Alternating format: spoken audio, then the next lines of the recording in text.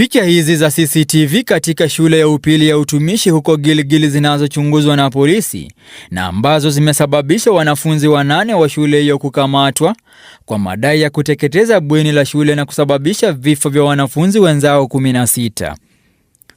Picha hizo zinaonyesha wanafunzi 5 wakitembea kwenye bweni hilo la Merlin Waithera mwendo wa saa 6:10 usiku.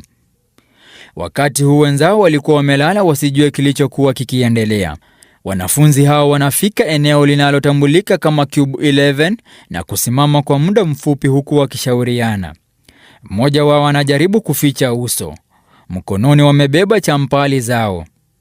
Dakika moja baadaye wanafunzi hao wananaswa kwenye video wakikimbia kuelekea upande wa kutoka nje ya bweni hilo, lakini kuna wanafunzi 2 ambao wanasalia nyuma wakiwa wamebeba kiberiti na mkoba mkononi. Wanafunzi hao wanawasha moto na kisha wanaondoka wakitembea bila wasiwasi wowote. Hatua chache kutoka hapo wanafika eneo lingine kwenye bweni hilo ambalo kulikuwa na matandiko na kuwasha moto tena.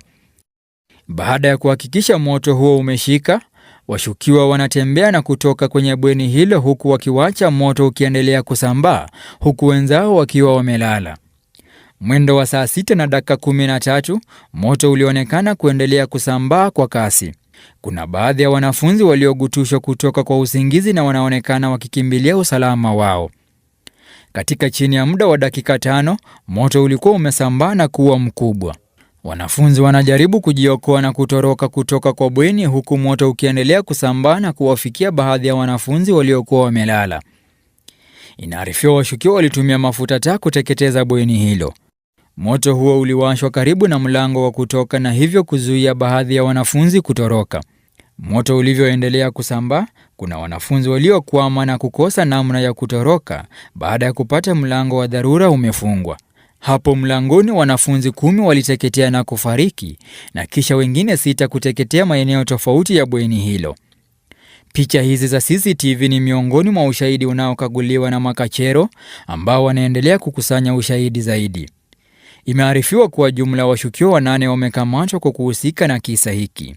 Hii leo mshukiwa mkuu pia alikamatwa licha ya kwamba alikuwa ameruhusiwa kuondoka awali. Taswira kwenye bweni hilo inaashiria madhara makubwa yaliyosababishwa na moto huo, kando na kusababisha mauaji ya wanafunzi 16 na zaidi ya majeruhi 70. Kwa sasa polisi wanawarai wazazi kuwa na subira.